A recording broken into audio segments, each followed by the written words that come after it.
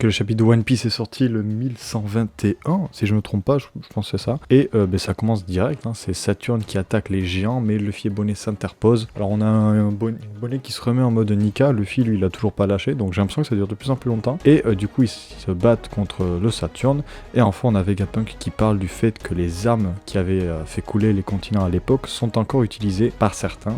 Et que les gens issus de races rares se font persécuter, hein. Ici les boucaniers, les lunaria, ils montrent, comment elle s'appelait, Pudding je crois, qui a son troisième œil. Et les hommes poissons peuvent rentrer dans la catégorie je pense, même s'ils sont pas si rares que ça du coup, vu qu'ils ont carrément leur continent à eux. Et on a du coup Luffy et Bonnet Nika qui affrontent et battent Saturne, hein. Vraiment il y a deux belles doubles planches, je trouvais qu'il y avait des très belles planches dans le chapitre. Et après ça devient très intéressant et très dense, hein. Il n'y avait pas grand chose dans ce chapitre, mais ce peu de choses qu'il y avait c'était vraiment très important. On a donc Vegapunk qui continue à parler et il se demande si c'est Roger qui a déclenché tout ça ou est-ce que c'est du hasard. Et enfin on voit la ruche, le bateau de Shanks et Baggy, on voit les gens l'équipage de Baggy qui est étonné, c'est drôle ça. Mais on voit que l'auteur nous montre vraiment des personnages importants pour finir avec une double page où on voit vraiment on voit tous les personnages les plus forts et Vegapunk qui dit le sort du monde dépendra de qui dépend de qui trouvera le One Piece. Donc vraiment on nous met de l'importance sur le One Piece. Et d'ailleurs dans ce lot de personnages on a Shanks, Luffy,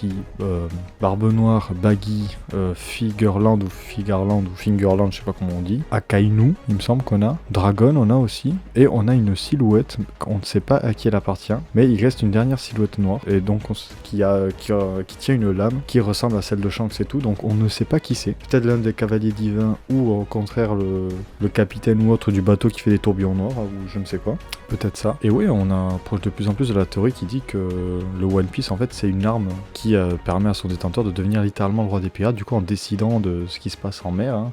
Il y avait une théorie à l'époque sur ça, ça y ressemble de plus en plus, ou alors en savoir sur le siècle oublié, mais je trouvais ça bizarre, ou les deux, une sorte de mélange des deux.